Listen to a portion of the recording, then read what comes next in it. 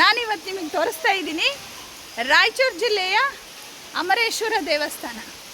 2ನೇ ಶತಮಾನದಲ್ಲಿ ಪ್ರಾರಂಭ ಆಗಿರುವಂಥ ದೇವಸ್ಥಾನ. ಜಟ್ಟಂಗಿ ಮಹಾರಾಜ ಕಟ್ಸ್ಯಾರ ಈ ದೇವಸ್ಥಾನ.